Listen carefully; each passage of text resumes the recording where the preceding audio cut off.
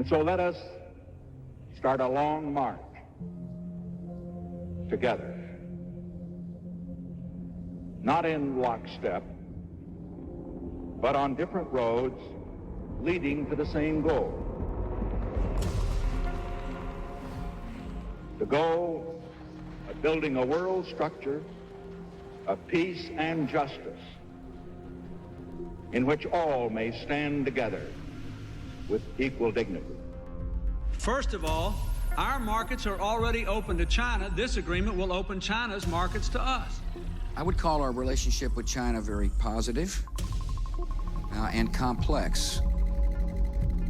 The free market is the greatest force for economic progress in human history. I will make a great deal and lots of great deals for the American people. Believe me. Believe me.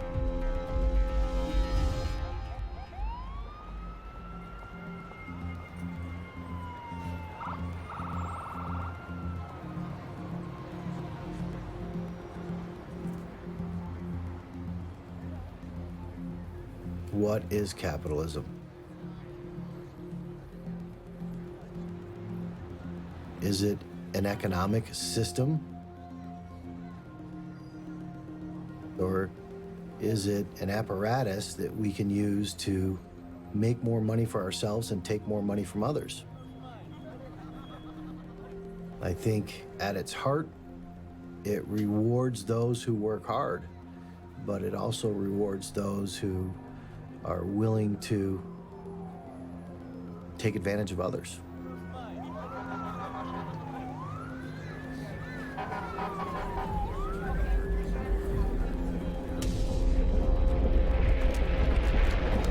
There are no good guys in this story, including me.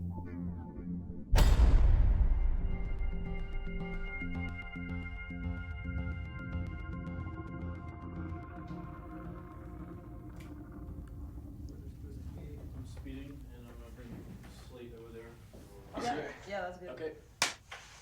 What's your earliest memory from childhood? That's a trick question. Is it? I was not expecting it. I don't know what my earliest memory from childhood was. I imagine I was 2 years old and I was busting a fraud somewhere. This is Dan David. The first time I met him, we had a couple of drinks at a TGI Fridays in Penn Station, and he told me an almost unbelievable story. Before the dust had settled on the economic collapse of 2008, Wall Street had already figured out a new way to package garbage as gold. They were engineering an enormous fraud that spanned the globe. But this time, the lies at the center of the scam were 100% legal. This time, the crime was based in China.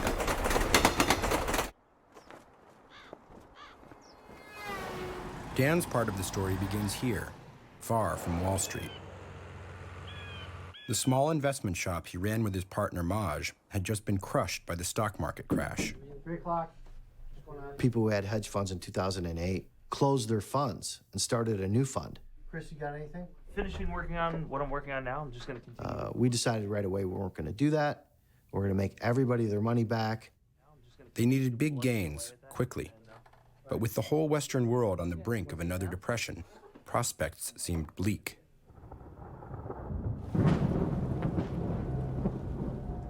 It wasn't hopeless everywhere, though. The people in the know steered Dan to China. It was this exploding market. It was the only market that people actually were confident would go up, was China. This is going to be the largest economy in the world. Let's invest in it now. It blew my mind because it was so completely different from what I thought it would be. It was booming. There are certain cities, you go one time and you go a year later again, and suddenly there'd be a whole new shopping district that didn't exist last time. Very dynamic. Gold rush. There was almost no company that you could invest in 2009 that was China-based that you would lose money on. For an American set of eyes looking at this, you were just like, well, my gosh, China really is this golden land of rapid economic growth. I really thought, well, geez, you know, the American century's over now. This is it.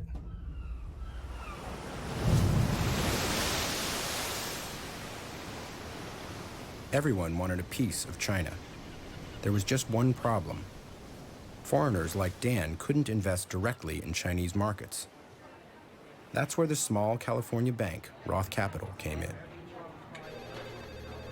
Roth found a niche that the big banks had overlooked, taking small Chinese companies and listing them directly on US stock exchanges. Now, Dan and others like him could participate in the Chinese economic miracle, and the bank's young salesman had the chance to make a killing with the right pitch. Hey, Jed, how you doing today? Great, what do you got? Well, we're working on this new company. Would you like to hear about a transaction? 2 days go by, 5 days go by. Do you have any interest in this? This is what we feel the company's capacity can go to after this acquisition. These are fully registered securities. What do you want to do? If they did have interest, they would come back to you. Yes, yes, yeah, I'm interested, $2 million worth. Put me in for that. Okay, great. And that would be it. I tried to make myself be in the flow. Think of a running river. 21 million bucks? It's a pretty good fee. So let's say this is... I'm worried that the numbers don't hold up from China. Well, I never got asked that. No one ever asked that. Roth is a second, third tier boutique investment bank from California. Someone else had described it as a frat house. Roth Capital would get behind small companies and push them out into the market. They definitely were heating up 2010, 2011. Roth was well known for doing China deals at a time when we were looking. We went to a couple of Roth conferences. It was a good time. Roth Capital Partners has been organizing conferences for years in Orange County, California. This has got to be the best conference in America. Company after company you may have never heard of before makes pitches to people with money. And their business model was kind of simplicity itself. They'd have a 3-day extravaganza, 100, 150 companies. And these CEOs would be saying, for these 6 or 7 or 8 or 10 reasons, we think we're going to grow revenues 75% next year. China has gone in the last few years from interesting to important.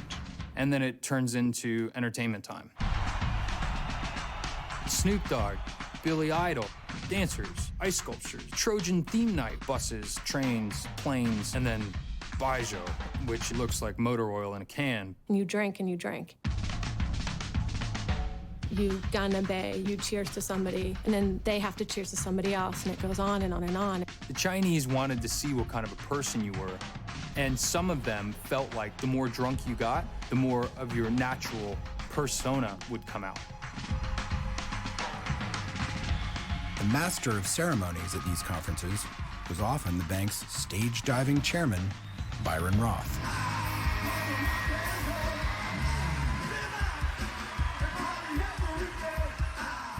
You know, this is a guy who started out in the commodities business when he was 16 years old.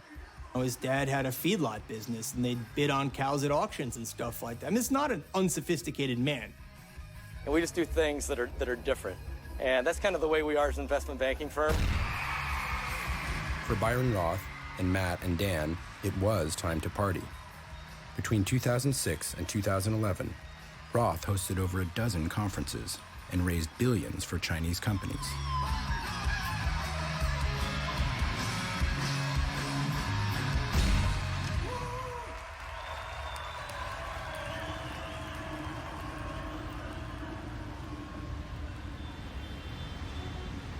Roth wasn't the only bank cashing in on the China boom.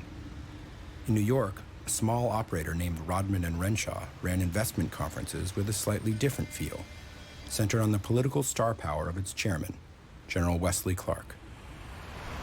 In the Balkans, he helped negotiate a peace between bitter enemies and led a multinational force that stopped a campaign of terror.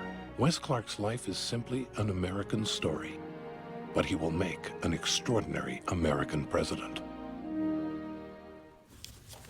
First, I want to ask you to just tell us who you are and tell me a bit about your background. Yeah, I'm retired General Wes Clark. Graduated from West Point in 1966. Went to Oxford, went to Vietnam, came home on a stretcher, signed as NATO Supreme Allied Commander, ran for president in 2003, 2004. Went into investment banking. Rodman and Renshaw had a troubled past. After years of management turmoil, they declared bankruptcy in the late 90s. But with a luminary like General Clark as their public face, they'd reemerged as a respectable-looking bank, hosting parties and selling Chinese stock. They would typically invite presidents, ex-presidents, Colin Powell, Diana Ross, Henry Kissinger. For an hour or two, having Henry Kissinger or George Bush or Wesley Clark speak, boy, oh boy, like you're going into some inner sanctum of knowledge. When, you know, Kissinger's 90 years old talking out his ass, you can see what's happening there. They're renting a name for an hour or two. These people all work for fees. That's how they make money. When luminaries speak at it, more power to them.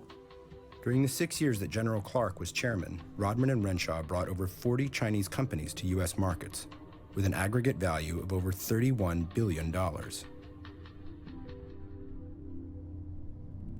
While Rodman and Roth made fees for bringing Chinese companies to the U.S., their real paydays came when those companies became listed on major stock exchanges. Their analysts would recommend the risky stocks as great investments, and then their salesmen, like Matt, would push them on their investment network. Once the stocks rose high enough, the banks and insiders could cash out, leaving others holding the overvalued shares. The catch was, listing a company on the stock exchange normally required audits and public vetting. But the banks found a way around all that. They used a backdoor process called a reverse merger. It's dollar denominated, it trades onshore, the New York Stock Exchange, the NASDAQ. It's normally a shell company that is a public traded stock that has no operations underneath it. You need to go to Nevada. A lot of them were there that had started off as mining companies or whatever, and they were just sort of sitting there waiting, you know, to find the right partner who could merge into them. So you need the shell company. Here's how these reverse mergers work. A Chinese company looking for a way into American exchanges merges with the shell of a defunct U.S. company that no longer operates, but still legally exists, and has a listing on a U.S. stock exchange. The Chinese company then takes the shell company's place in the market. Presto, you just appear. You're a stock that's trading in the U.S. and you've got a story to tell. And no one asks any questions. Between 2006 and 2012, over 400 Chinese companies listed on U.S. markets. 80% of them were reverse mergers. Our exchanges are monitoring them. Our banks are vetting these companies. You don't have to worry about them because they're on the U.S. exchanges.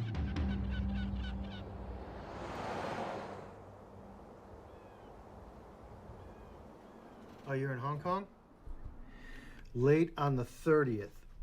Between 2009 and mid-2010, the average China-based reverse merger was up several 100%. The average. Did you tell me what China did last night? We stuck with our value investing approach. And with that approach and with our guidelines, that took us to a lot of China-based companies.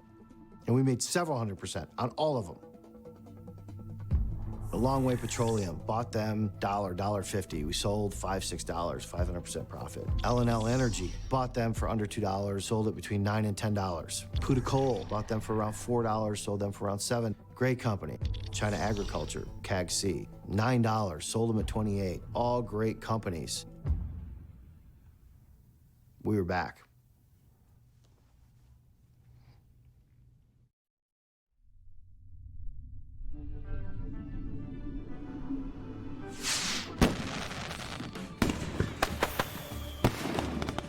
By 2010, Dan and the guys at Roth and Rodman were making a killing on the China stocks.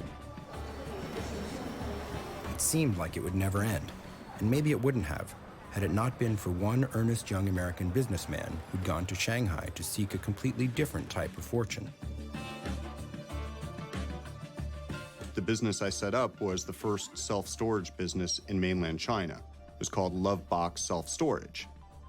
World class. And we did win an award for Self-Storage Facility of the Year. On the way to setting up that business, I co-authored Doing Business in China for Dummies. Carson's father, a stockbroker back in the US, wanted to invest in Orient Paper, a company that Roth Capital had brought to the markets through a reverse merger.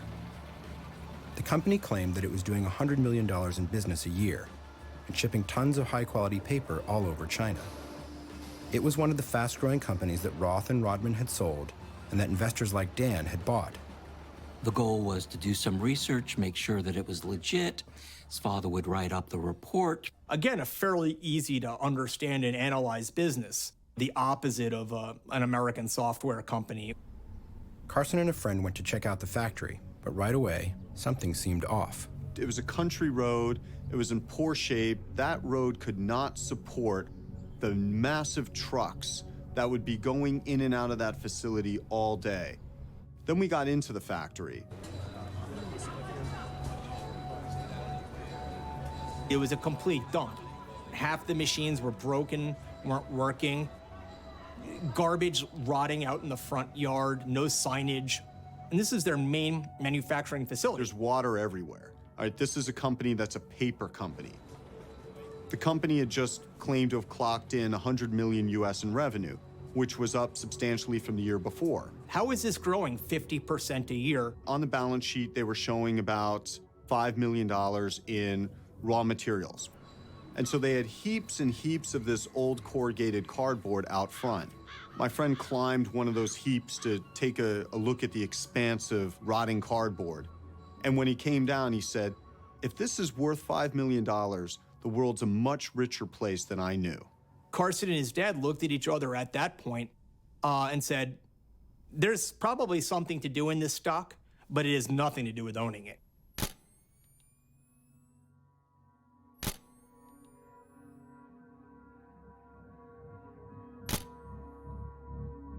This business was a complete sham. This is going to zero. It's a total fraud. I've never seen anything like this. Carson wrote a report of his findings and announced that he was going to back his claims by making a bet in the market that the stock would collapse. It would change the course of his life, but more importantly, it was the first time anyone had poked a hole in the Chinese miracle. I sent it out into the ether in late June of 2010. I stayed up for a little bit to watch it close, and going into the close, just moved down a little bit. And so as I went to sleep, I wondered whether that was a reaction to the report. Well, the next day answered the question, down 25%. And it ended up trading down as much as 55% from where we had put out the report. Even though it's China and it's a fast-growing economy, pigs do not fly in China. And I think that there's a proverb in Chinese, muddy waters makes it easy to catch fish. 水清无鱼，水清无鱼。水 mean water. In a clear water, there's no fish. That saying, muddy waters makes it easy to catch fish, explains so much about what goes on in China. Opacity creates opportunities for people to make money. That's China's view. Muddy Waters. I thought that that was a very apropos name for the firm and chose it.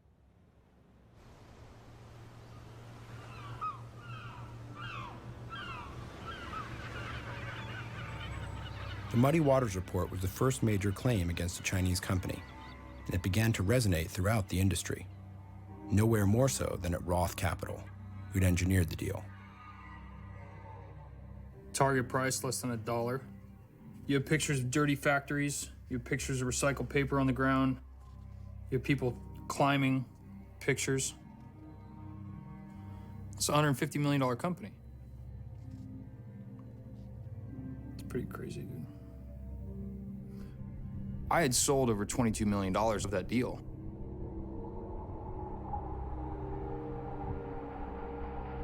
I remember going into Byron's office, asking what's going on here. What was going on was that the company had deployed a classic move in the reverse merger playbook. Get a stamp of approval from a trusted source. Deloitte & Touche should come out with an independent investigation saying that the company was accurately telling about its financial statements. In the mortgage crisis, banks used rating agencies to disguise crappy mortgage bonds. Now, Orient Paper was using an even more recognizable cover, one of the big four global audit firms. Every day, all around the world, Deloitte professionals are making an impact that matters. It turns out that dozens of Chinese reverse mergers used the same trick, hiding shady financials behind audits from the big four. It was like handing investors a shiny, thin file stamped, "Trust me." Because when it comes to living our purpose, it all starts with integrity.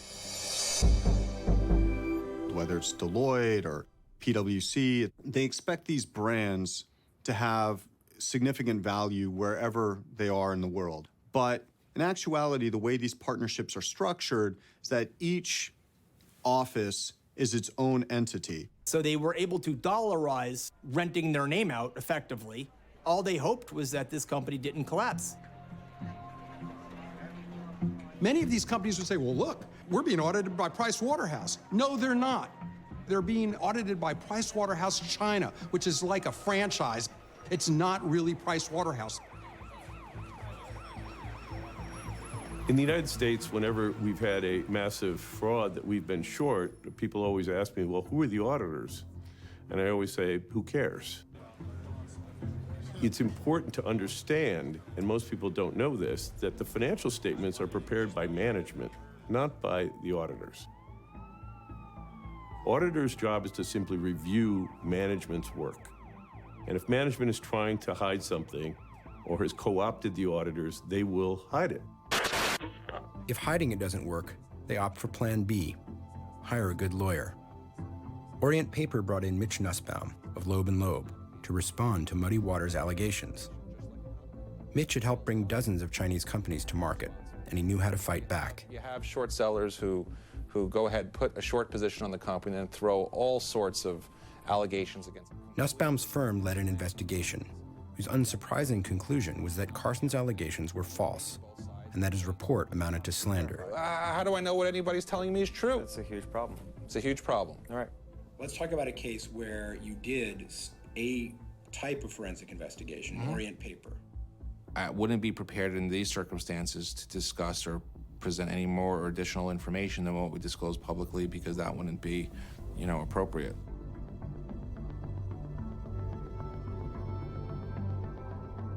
The Chinese businesses were a huge profit center for Loeb & Loeb.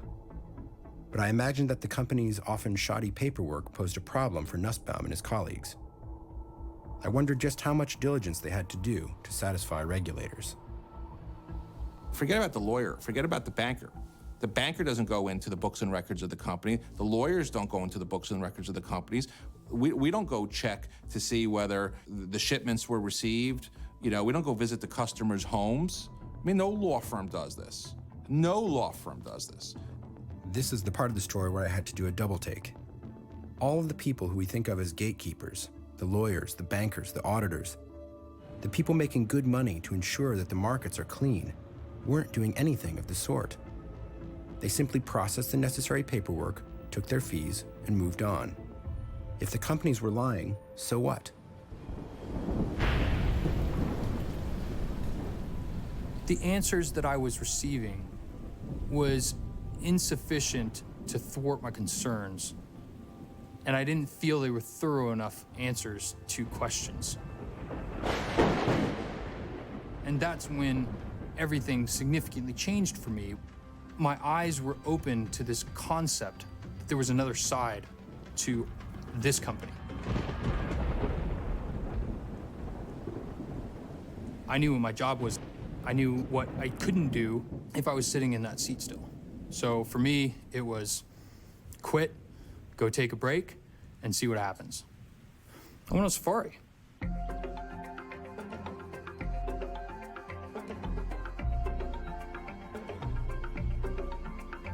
I'm at a Rodman and Renshaw conference, and a firm by the name of Muddy Waters puts out a report on Orient Paper. And it goes down significantly. And this is the first time that we're actually hearing somebody's publishing a report and calling it fraud. We decided that we were either good at what we do or we were lucky. And if we were lucky, we were about to go out of business. Either the general manager or the property manager. So we hired our own team. And our own team went to China to vet some of these companies that were accused of fraud. Let's talk about China Green Agriculture. China Green Agriculture came to our attention originally in 2009. And we invested long into what we thought was a great fertilizer company. Their stock was pumping. Press releases were coming out about deals they were making with Nestle and whoever else. Dan calculated that in order to fulfill these contracts, dozens of trucks would have to be loading and unloading goods all day. So even though monitoring private companies is illegal in China, his team risked lengthy jail terms to set up surveillance cameras outside the factory gates. We filmed them for 344 days. Tape showed us a very little activity going, very few employees coming in and out. Dan figured that if the company was doing what it said it was, it would have hundreds of employees and dozens of drivers. So what we do is we have our investigator pose as a tea salesman. So he shows up and he's got a suitcase full of tea samples, says he's a tea salesman and he wants to give free tea samples for everybody. 正式员工只有40多个人是吧？这是要40。那你就写这里。员工40人啊。40。然后你们司机的话就 So 2个。 tell me how many employees you have here so I can give you enough samples. We get that answer. 只有一辆，其他全部。 What did it mean that they only had one truck driver? It meant that their volume was vastly less than they had claimed.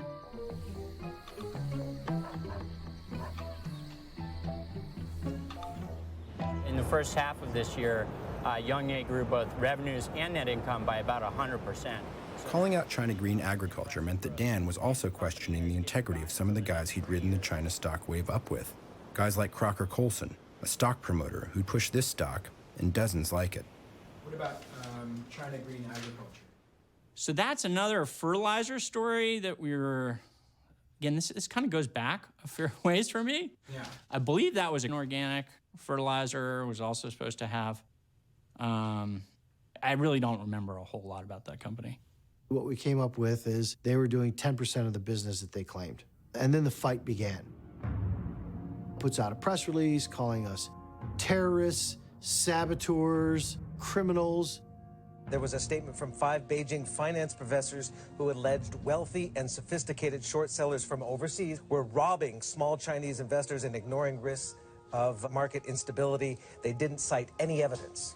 Just to be clear, we put a lot of effort into try to weed out companies, before representing them, and then to flag problems, serious problems if we saw them. There was no way to know which were the good actors and bad actors. A gate guard knows what's happening. So we went to the investment banks. We took them our evidence. And we said, look what we found. If you hire us and our team at due diligence, you'll have a better product to sell to the American people. They said, get out of here. You're telling us to pay you not to collect 10% fees on every transaction done through this bank. The less we know, the better. And by the way, if you tell anybody what you found, we'll sue you. Go back to Skipback. So we went back to Skipback. We published our research. Dan's report laid out his allegations against China Green Agriculture. The stock trades for $1 today. It turns out nobody believes him. What happened to the chairman? Nothing. I mean, he's kept the money. And that's what this is all about, right? That's $113 million that is just poof vanished because they never really did that kind of volume. Dan realized he'd made money off of companies' lies, and it gnawed at him because he knew he'd crossed into what a lot of people see as the dark side of finance, short selling.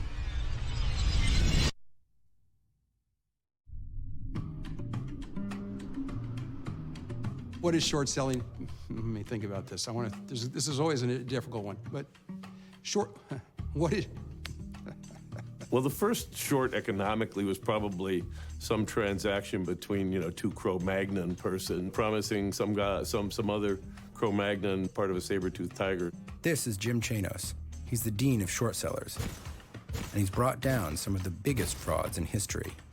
If you want to think about short selling, all kinds of commercial transactions are short selling. An airline that sells you an advance purchase ticket, for example, is shorting you a seat. Short selling is betting that a stock is going to go down as opposed to go up. So shorting a stock, you'll often hear it referred to as borrowing shares. This is where a lot of people get confused. Here's a simple way to think of it. Say I want to short sugar. I think that sugar is overvalued, and it's going to cost less in, say, 6 months than it does today. I see a business opportunity. I go to my neighbor and borrow 1 pound of sugar. Then I turn right around and sell that sugar for the going rate of $1 a pound. Yeah. In about 6 months, when I have to give my neighbor a pound of sugar back, I go buy it on the open market, where the prices come down, and it only costs me 50 cents. I give my neighbor a pound of sugar back, plus a little extra for interest, and pocket the 50-cent difference. She's got her sugar back, and I've made money on my bet. You want everybody else who's trading in that stock to believe what you're saying if you think that the company's a fraud or you think that something about the company is not true. The person that's most attracted to short selling is probably those that have been dropped on their heads at birth. They're iconoclasts. Do I believe that their motivation was justice for the world? No, I think their motivation was to profit from this. It's about cleaning our financial markets. It's about stopping a fraud. What I really want to do is I want to reach in. Remember this guy, Dick Fuld? He ran Lehman Brothers, the bank whose collapse set off the financial crisis in 2008.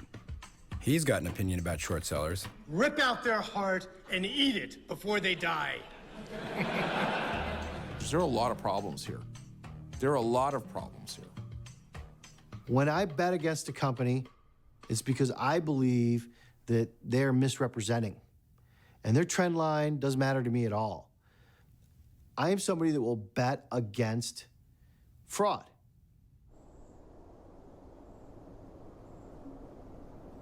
As Dan and Carson began looking for other Chinese companies to short, Matt was just getting back from his safari.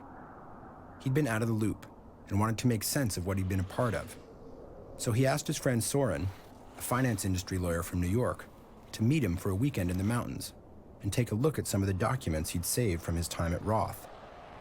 In the process, they would discover a new way to look at the whole landscape of fraud. Matt said, just look at these companies. Tell me what you think.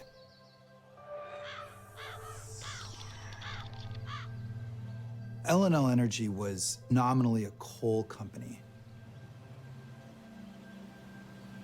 Very typical of an RTO fraud in that its financial performance was simply too good to be true. The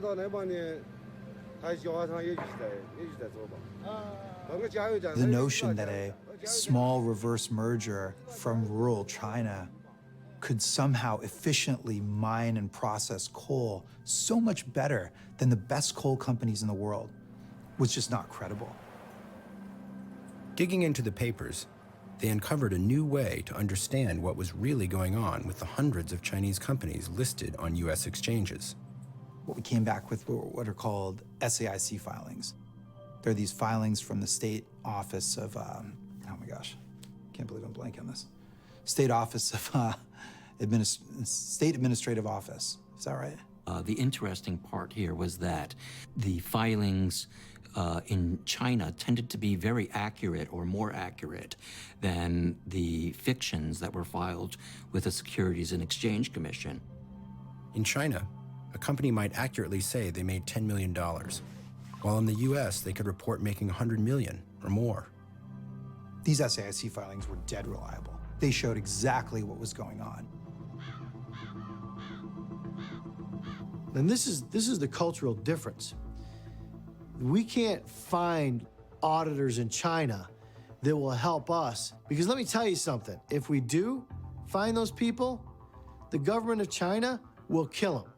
I mean, they will take their ass out and shoot them in the fucking head. This was from the beginning a deception. The purpose of it was to deceive from day one. And we've never really seen that at this scale in the United States market. That's probably why it took everyone by surprise.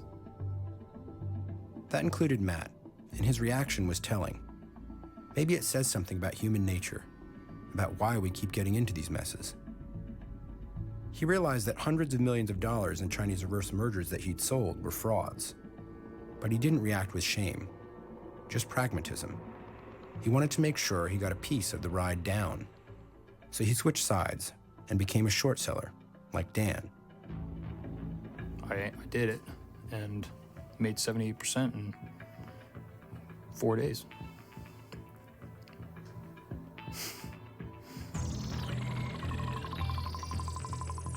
Eventually, LLN collapsed. For short sellers like Dan and Matt, the filings were the final piece of the puzzle. Not just evidence from one company or another, but data from all the companies. For the first time, they could see the full scope of the deception. I don't know what the numbers are, but it's well into the billions of dollars that U.S. investors have lost. 30 billion. I think the number was 30 billion. 20 billion. 50 billion. It's between 20 and 50 billion dollars of market capitalization of stock that's listed here in the United States that might be worth zero. Individual mom and pop investors and mutual funds were invested in these Chinese companies. So it really does affect the average person on the street as well. If this one company is so brazenly fraudulent, what does that say about the rest of the market? Over 300 reverse mergers with businesses operating in China. This whole thing could be fraudulent. And that money could never be recovered. And if you got caught, there was no consequences. When you talk about the investment banks, especially the bigger ones, fraud is baked in to the income statement. How many investment banks have had to pay fines this year for fraud? Wells Fargo? Check. Bank of America has in the past? Check. Morgan Stanley has in the past? Check. Nobody's gone to jail. It's a fine. So it becomes part of what you budget. You budget for fraud. Maybe Dan's fixation on fraud comes from the fact that Flint, Michigan, where he grew up, was the victim of a kind of fraud. Big companies made big promises to the people who lived there, and in the end, they couldn't keep them. Dan saw firsthand how lies coming from corporate offices actually affect real people on the ground. Where other finance guys see market machinations, Dan sees his hometown busted, full of ghosts.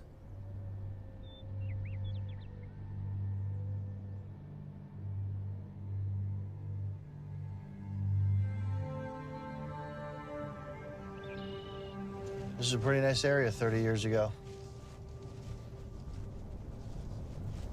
Huh.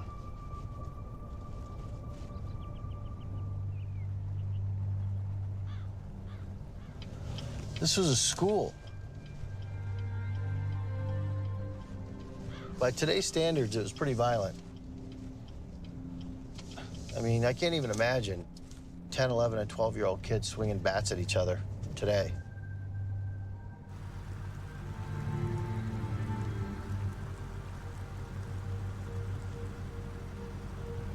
No, I was happy growing up here for sure.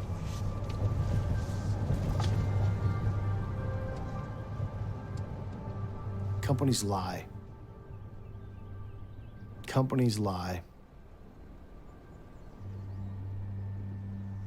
Companies have companies' best interest at heart, not a community's, not a people's.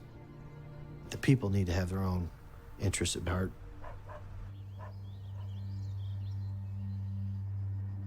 Flint's an awesome town. It's always been an awesome town. Very hardworking community. Very hardworking community.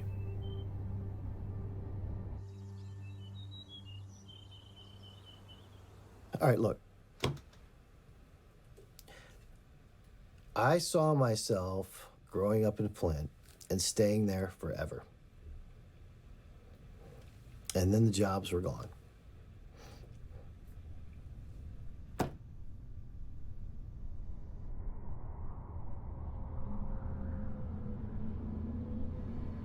Dan had investigated the companies from the ground up. Matt had seen the bird's eye view of their SEC filings. Together, they began to realize how shockingly simple the whole thing was. Let's say that you wanted to construct a fraud. What you would do is you would have a factory, you would have a chairman, and then you would find someone, a gatekeeper, for example. A finder says, this is your business. What could you do with $100 million? He would help with connections with auditors, legal, tier 3 banks. This operator in China would be like, well, it'd be a game changer. I'd buy up my competition, I could do this, I could do that, I'd be this big. Get to the United States.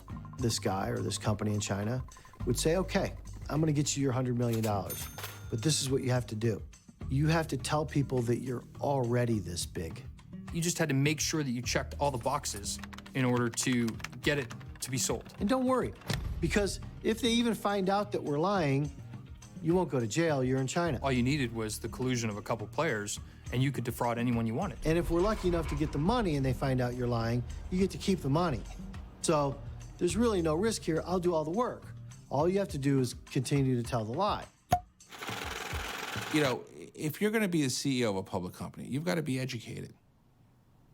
Gone to college. Got an MBA. These guys had zero of that. Zero. A lot of these guys. They came from second, third tier cities in China. They came from a different way of doing business. Like running their own candy store type of way of doing business. A Chinese chicken farmer does not wake up one day and understand how to defraud the U.S. capital markets. From the creation of these little companies, it's all about stock market fraud. Once Dan, Matt, and the other shorts figured out the basic characteristics of the China frauds, they started taking them out, one by one. Cole, the chairman, stole investors' shares. Sino Clean Energy, Super Technology. This company puts advertisements on buses. They would crush coal, mix it with water, and that was energy. Phenomenal. They hired none other than Loeb & Loeb to sue us. China Integrated Energy. For weeks and weeks and weeks, there was nothing happening at this company. All of a sudden, things get turned on, lights start working. The next day, Rodman and Renshaw shows up with a busload of investors, take a tour of the facility, get back on the bus, leave, all the lights go back off. Rodman investors invested a bunch. You continue to find really interesting anomalies in China. I talked to the people who were running the industrial gases that were feeding a steel mill. We're making a profit on this now. And then they said, yes, but there's a problem. It seems that the gauges were wrong, and we did not deliver as much gas as we charged the steel mill for. I said, when did you find this out? They said, just last week. I said, and how much were the gauges wrong? By the exact amount of our profit. It's very strange.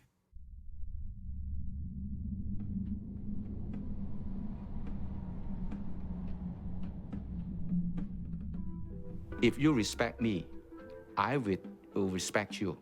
If this return of respect is about profit, I will give it up. I've been told I am addressing the Honorable Ho, whose ancestors have been the glory of their provinces. I am humble Ho, whose name stands in deep shadow before the Tongjia of the great company. In China, business is done following a tradition of not having a particularly strong legal system. So people rely more on trust and on personal relationships. I shall gain merit in the eyes of the company by being so trusted.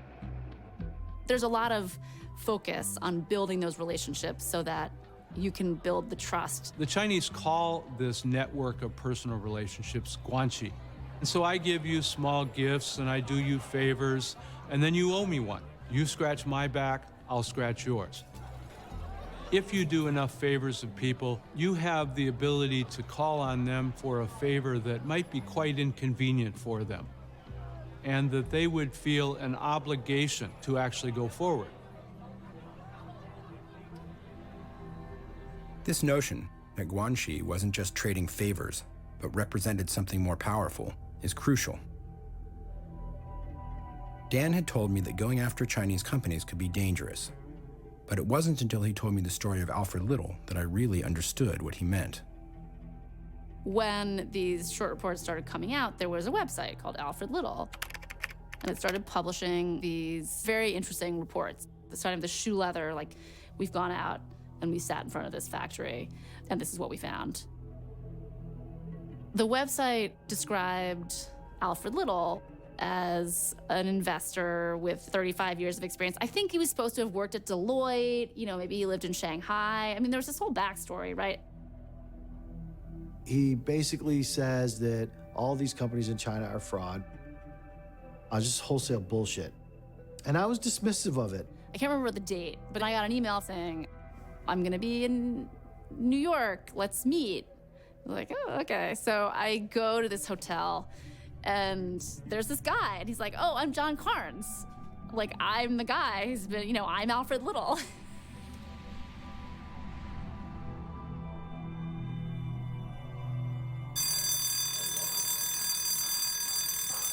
As one of the few Westerners still working as a short seller inside China, Carnes knew how to be careful and cover his tracks. Posing as Alfred Little had served him well. But when he decided to take on Silvercorp, a mining company in rural Henan province, he and his investigators would find out the dark side of Guanxi. Some companies are more aggressive than others, but in general, I've found that the more truthful the report, the more difficult it is for a company to explain these negative truths, the more likely they're going to commit some form of retaliation. Because if a company can't answer the questions raised by the short seller, then they look for other means to stop the negative reports. As Alfred Little began to publicly question Silvercorp, the company's stock price started to drop. Company officials called in favors with the local authorities. Police began to threaten Little's chief researcher, Kun Huang, detaining him for hours or days at a time, demanding to know whom he was really working for. Carnes knew that there was no cavalry coming. He'd asked the SEC for help, and they said their phones couldn't even dial China, let alone protect him and his team. He sent another researcher to secretly record evidence that local police officials were doing Silvercorp's bidding. He would use the videos as leverage to try and keep Kun out of jail.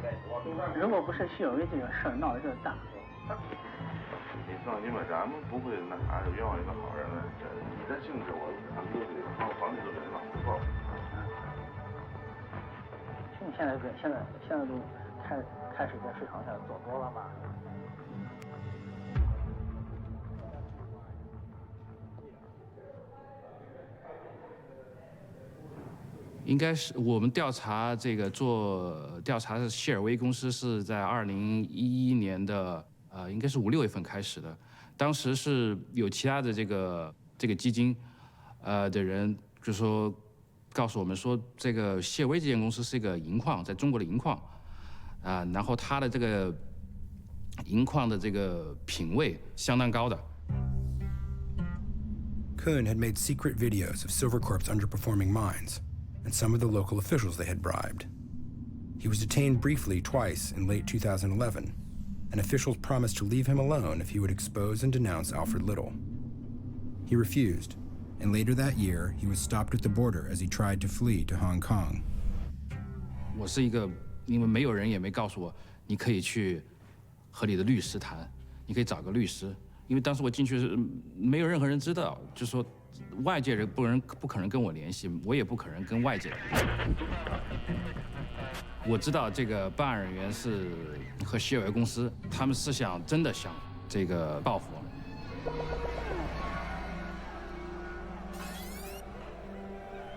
我当时是12点钟，夜里12点钟，他把我扔到这个看守所里。当时整个的这个只有个30平米的个房子。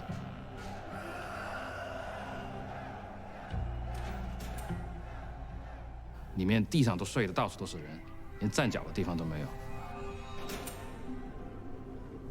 我当时是很害怕，我不知道这个他们会把我关在这里多久。我并没有说是这个做任何违法的事情，最后我在中国的监狱里被关了2年。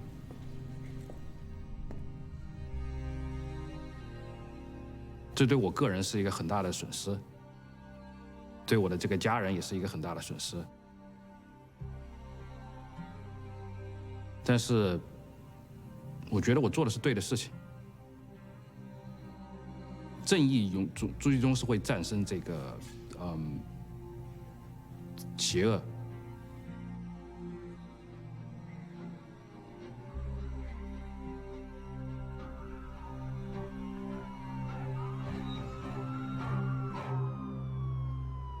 500.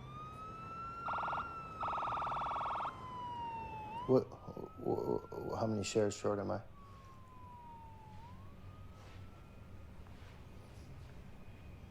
No shit. Before John was exposed as Alfred Little, Dan thought he was a crackpot. Now, along with Carson, Matt, and Soren, they're part of a loose-knit tribe. Activist short sellers chasing down frauds in China. Most of them are realists, believing the market finds the truth on its own. Dan is different. He takes it personally. And keeps going to the psychologist once a week. That was a great thing you did, though.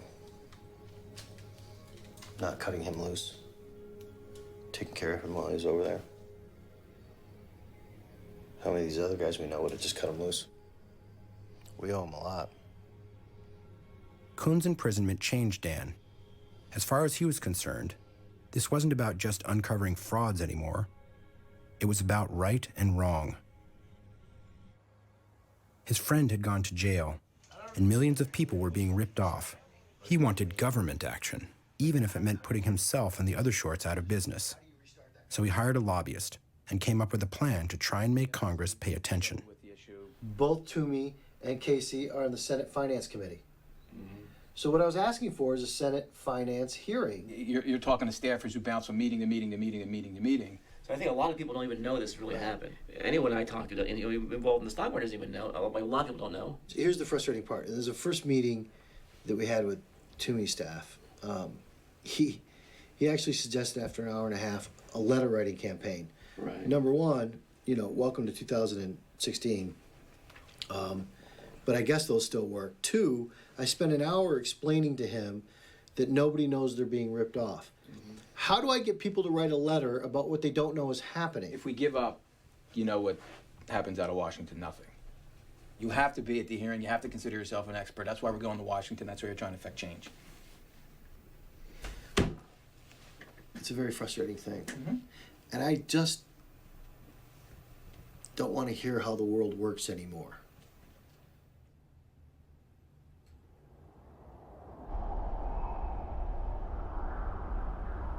Dan had a plan. There was a Senate hearing on whether or not the Chinese economy poses a strategic danger to our economy. He'd use it as an opportunity to meet with his senator, Toomey, and get him to listen to his concerns. Did you vote for him at this point? How I vote? Oh, right. I'm sorry. I'm having a casual conversation with you and I forget. Well, let me just say this. I won't vote for the motherfucker.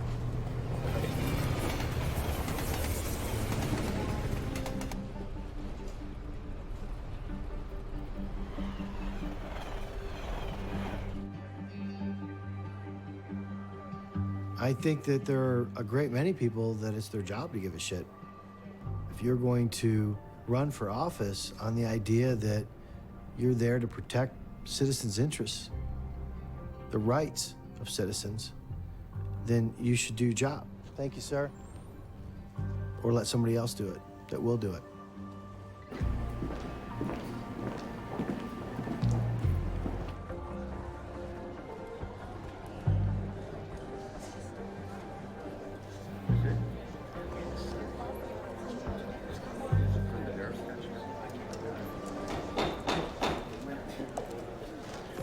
Today, the committee will hear testimony on the Chinese economy and the risk it may pose to the United States. Some believe that China's economic stimulus following the 2008 financial crisis has left the financial system with an unusually high percentage of bad debts. China's not transitioned to a market economy. It's not lived up to the commitments it made when it joined the World Trade The Organization. Chinese government props up its state-owned enterprises, also called SOEs, and designated private firms while limiting market access for U.S. and other foreign firms. Dan had hoped that Senator Toomey would address some of the questions he'd raised with his staff. But he left the hearing early, and it went downhill from there. I'm not sure that I see this as something that we really need to be too worried about. What we do need to be worried about more is the continuation of the imbalances in China and what that might imply to the global economy.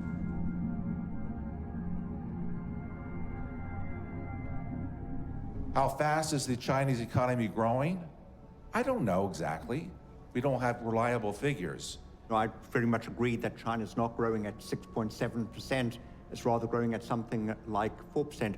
So if the Chinese credit bubble pops, whether it's sooner or later, dragging the Chinese economy down with it, what kinds of vulnerabilities might we see? I don't see the impact as being through direct exposure of United States companies. So you're not worried about the exposure through derivatives that, for example, put our banks deeply engaged on the question of commodity prices or other financial transactions more direct? Not through China itself. I'm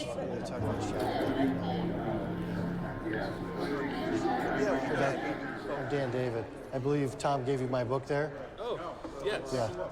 I think you can find that. China Hustle. That's right. That's right. If you you read that and you're interested, I'd love to talk to you about it. It's Okay. a couple $100 billion in fraud, and it continues. It's not over. Right, it goes on every day. Yeah, any one of them.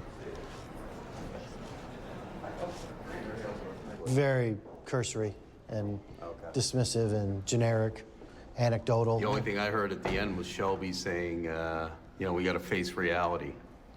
That was it. Okay, the reality is they're going to do nothing about it. Right. The biggest, you know, you can guarantee losing by not doing anything. That's right.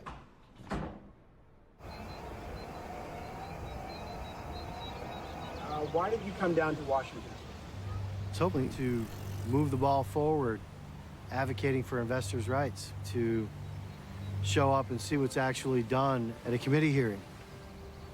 What happened at the hearing? Not much.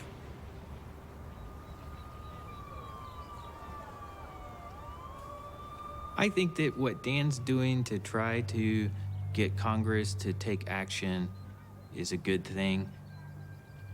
Do I think that's the way to solve the problem? No, I don't think so. The entire staff of the SEC hasn't busted more than one or two of these frauds. A handful of short sellers have busted 40 or 50 of these frauds.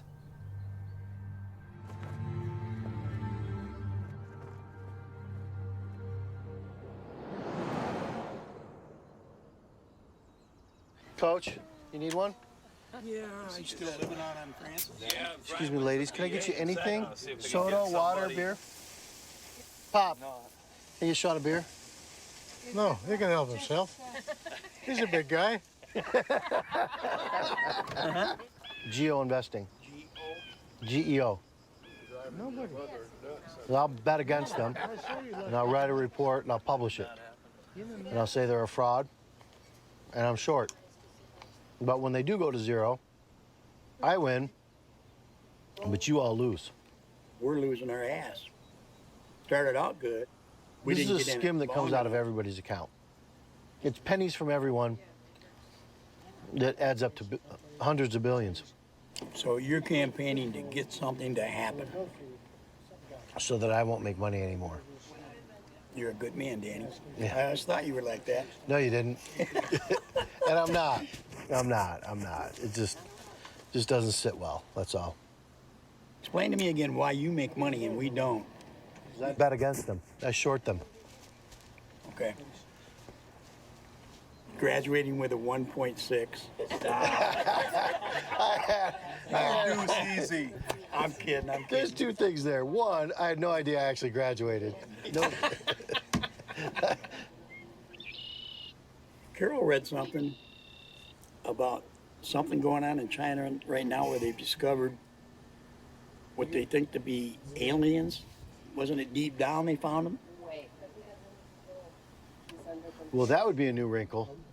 And what That'd else make was what it? I've been doing the last 3 years of waste. Thousands of years ago. Yeah. He might not come home in one piece. At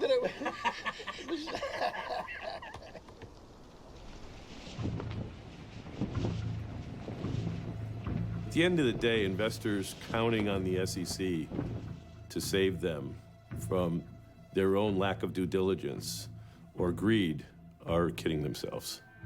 We have more opportunity in our markets than anywhere in the world. But at the same time, we don't have a regulator that looks over our filings and says, I'm going to protect the public from this. Our system, we file with the SEC, and the SEC reads the disclosure, and they comment on the disclosure. They don't determine whether it's viable to be public or not. They don't make that determination. They let the free market make the determination. The SEC should do its job. Your job is to look out for investors, but you've put the interests of the Chamber of Commerce and their big business members at the top of your priority list. It is the SEC's job to protect investors, but it was chartered in the 1930s, at a time when stock prices rolled off of ticker tape and the markets closed at 4. Now, they're outgunned and outmanned, like Keystone cops chasing the Starship Enterprise.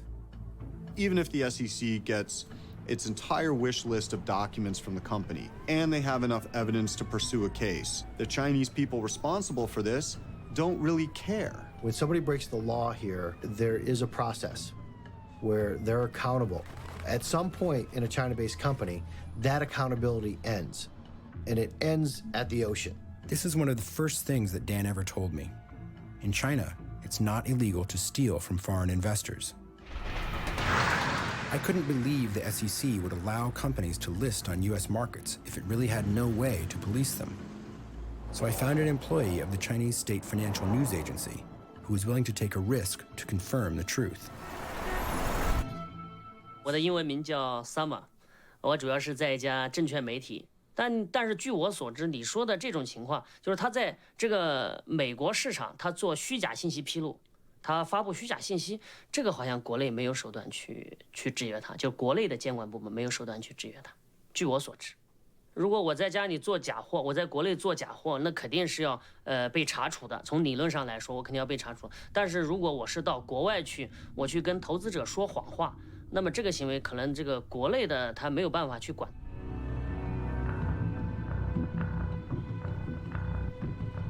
Bottom line is, the Chinese government and the US government, on most levels, don't work that well together.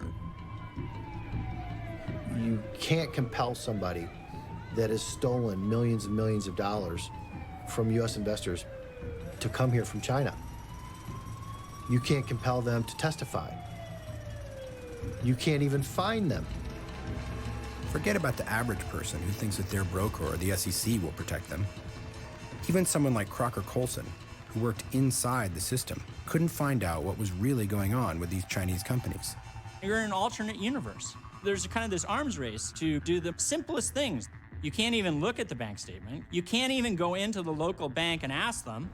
A lot of times, the manager of the local bank will actually reprogram the books of the bank to make it look like the books of his client are better than they are. Anytime you have a country like China where information is not easily obtained, any society like that is a much greater risk. In the United States, we can go directly to a firm and we can subpoena those records. To get records out of China is significantly more difficult, if not impossible. If you want to set out to be a criminal, probably the best place to be a criminal is someplace with no cops. And that was China. It was the Wild West.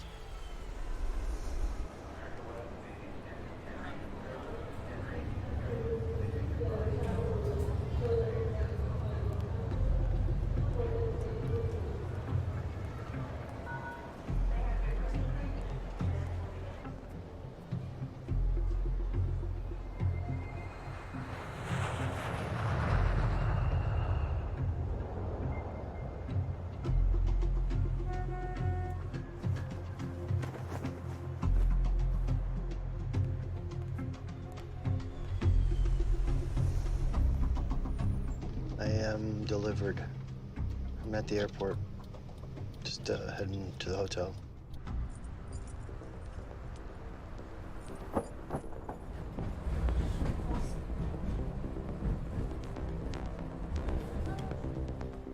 Dan was like Nicolas Cage in that movie where he's the only one who knows that the world is going to end. He's screaming about it, but nobody cares. The auditors, the bankers, Congress, the SEC, none of them see the financial tsunami that Dan sees coming from China. So he decides to do the one thing he can do: take the criminals' money.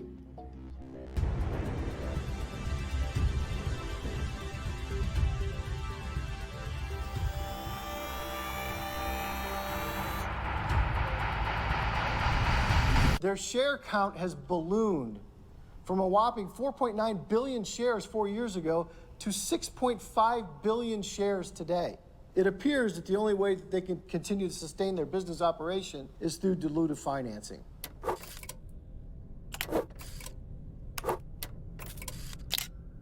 Normally, Dan publishes his reports online, but this time, there's too much at stake.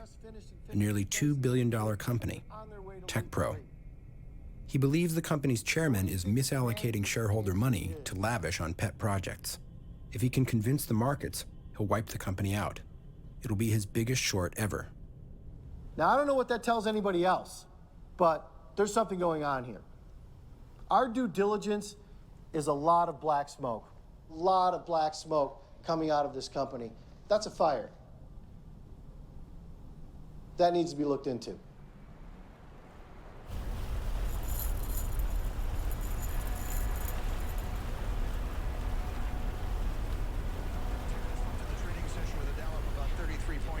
You said it would have been a mistake for the MSCI. Those fundamentals reason people should be wary of stocks, broadly speaking. That's what's playing out right now.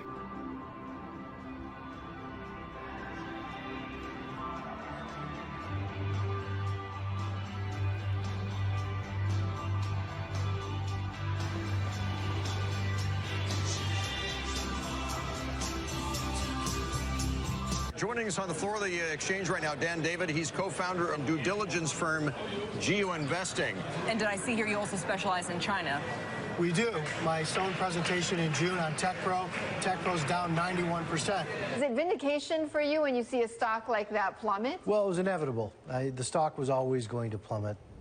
Are you bullish on China at all, or is it just certain stocks? What is capitalism? Is it an economic system, or is it an apparatus that we can use to make more money for ourselves and take more money from others? At its heart, it rewards those who work hard, but it also rewards those who are willing to take advantage of others.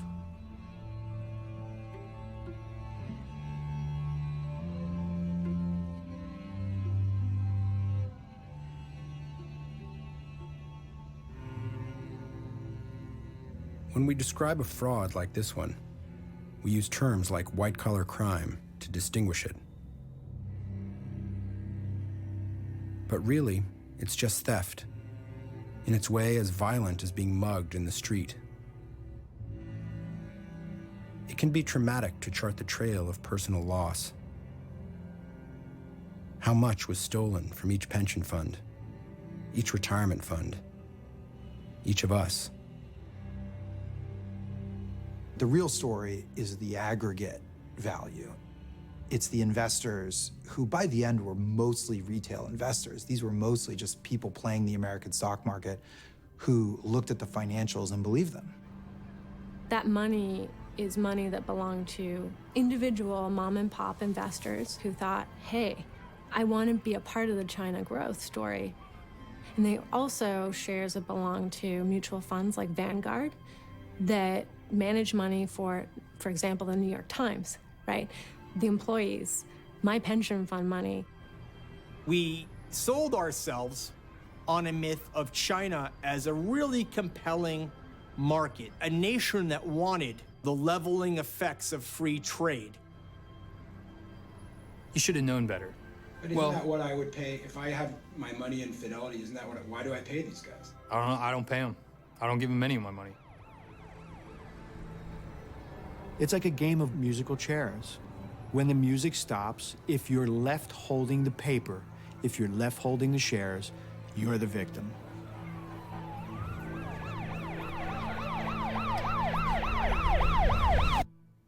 Okay, my name is David G., and I live in Atlanta, Georgia. My name is Ray Snyder. I'm a print and broadcast journalist in Newport, Tennessee. Tom Snodgrass from Spring, Texas. What attracted me to U.S.-listed Chinese stocks were the high returns. There was a lot of hype about them and a lot of attention. I was hoping to have a nice retirement egg for my wife and myself. I do not have a retirement plan at my job. My wife doesn't have a retirement plan at her job. Roth Capital issued a buy recommendation. The first company that really kind of caught my eye was AgFeed. Allegedly, they were the largest feed producer in China. My last shares that I purchased were $9 a share. We recouped 12 cents on the share, and we had a total of about 26,000 shares. What kind of loss did that represent for you personally? It represented about $150,000. I think I lost well in excess of $100,000. My investment in these U.S.-listed Chinese companies represented at least 50% of my assets. The prices tanked, and they were eventually delisted and not tradable. Worth zero. Worth $0 per share. We put our faith in the market, in our government to police that market. And I think we got burned on literally every turn in that particular transaction. Roth Capital issued a buy recommendation. I'm not sure that they visited the plant at all in China. In fact, today, I'm not sure that it was a China Electric Motor Company. How old are you, Ray? I'm 68 years old.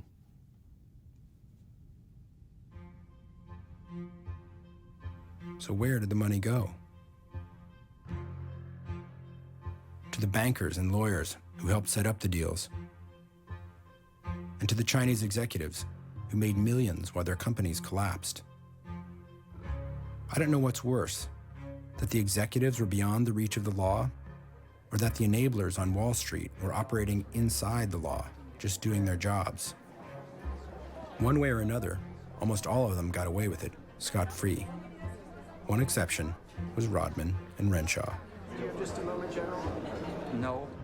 During the heyday of the reverse merger boom, they doled out almost $18 million in bonuses to their executives, but their problems caught up with them. In 2012, they paid a $315,000 fine and surrendered their broker's license. Soon after, they filed for bankruptcy. So I want to make sure you understand, my investment bank is called Invera. Right. It's not Rodman and Renshaw. Right. I was the chairman of Rodman and Renshaw. I was not a banker at Rodman and Renshaw. I didn't have anything to do with the financial transactions in China. That wasn't me. I'm the guy that told them you got a problem with it. And I left the company a year or so, 18 months after that, from the board. My question is, who did he tell? How about, and then I went down to Washington and saw all the people that I know while I was running for president and told them what was going on. I don't think I want to be in the film. I think it's just, it invites attacks on me. And I don't need that. I'm trying to build a business. I don't want to be attacked. I didn't do anything wrong. You're chairman of the board. What role? Was it a non-executive chairman of the board? Was he the person who ran the business, or was he really there as a figurehead to lend his name to the credibility of this situation? I mean, that's the classic. It's like Monica Lewinsky. Forget about Monica Lewinsky. It doesn't matter what you say about it. It's a bad story. So let's just cancel this session, okay? I'm sorry I wasted your time. Do I send shame on people? Do I say, shame on you for not asking the right questions? Shame on the auditors for allowing this shit to go through. Shame on the regulators for not making the requirements more stringent and difficult. So you don't think we have a problem here? You want to blame this on any one or two people? It's ridiculous. It's ridiculous. The whole thing is broken. It's broken. Let's get out of this. This is a mistake for me. It's a mistake for the people that depend on me. I've got a firm. I've got people that work for me. I owe them my best opportunity to give them a living. And this doesn't help. This hurts. So I want out of this. Well, this is not an attack piece on you. It doesn't. No, that's not my intention, nor is that. I thought I could do this in an academic way, but I realized I can't.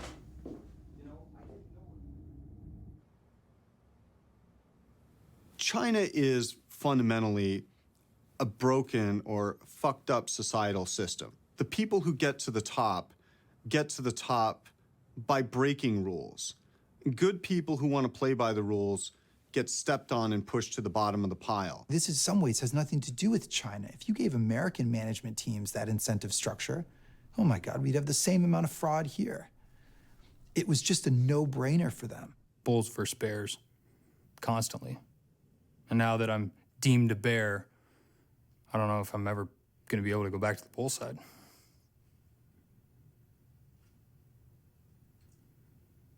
But no regrets working for them. My clients made money. When people get lost, I think it happened anywhere in the world. But just that in China, everything has a big multiple effect. You know, you have 1.3 billion people. I mean, the multiple effect is so big. We've never seen a credit buildup to the likes of what China is doing today that hasn't been followed by a major, major financial crisis. So stay tuned. We're by far the most vibrant markets in the world, by far. And so that freedom, leaving those decisions to the private sector, you know, it frees up a lot of capital. This is the largest financial crime of the last 25 years, with the exception of Bernie Madoff. It's still way too easy for the bad guys in finance to keep Washington off their backs. We're cutting regulations. I would say 70% of the regulations can go. I think you see a lot of the similarities with the mortgage crisis in 08 and the China situation. We had our chances post the global financial crisis, in my opinion, and we missed it. This was sort of the appetizer in that these were the small, crappy companies that oftentimes were demonstrable frauds. We point to $50 billion, and that's like an empirical number. That's a number we can say, boom, we can point to this and this fraud and tie it in nicely on a bow. What we don't talk about is that there's hundreds of billions of dollars that we can't even begin to touch, and the fraud that could be perpetrated through China by other means. So it's not 50 billion, and it's not some investment banks, and it's not some people in the United States. It's everybody. It's every bank.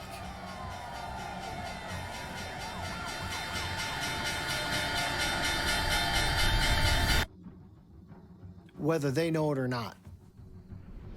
The Chinese e-commerce giant Alibaba took Wall Street by storm today. The company had its initial public offering on the New York Stock Exchange. The share price jumped 38%. This is a perfect storm.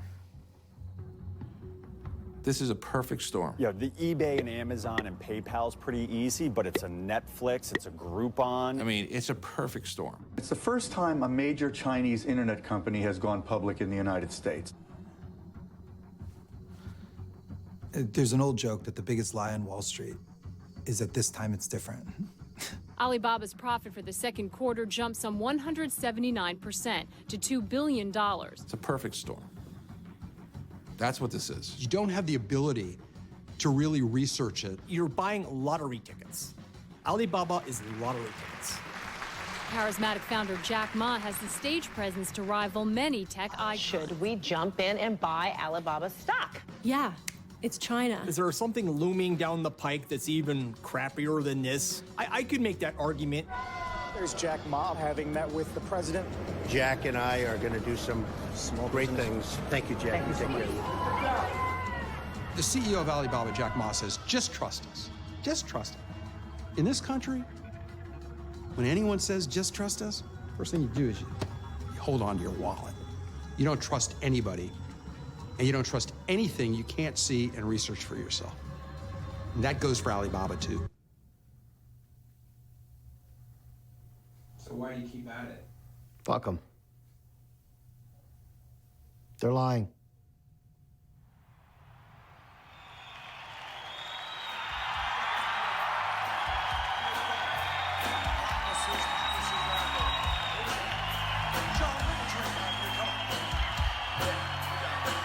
I just want to raise a toast to all of us, all right? I want to raise a toast to an awesome 2015, to a great year, to being blessed, to everything you want. Here it comes, all right? Let's raise them up. Let's raise them up. Raise your hands.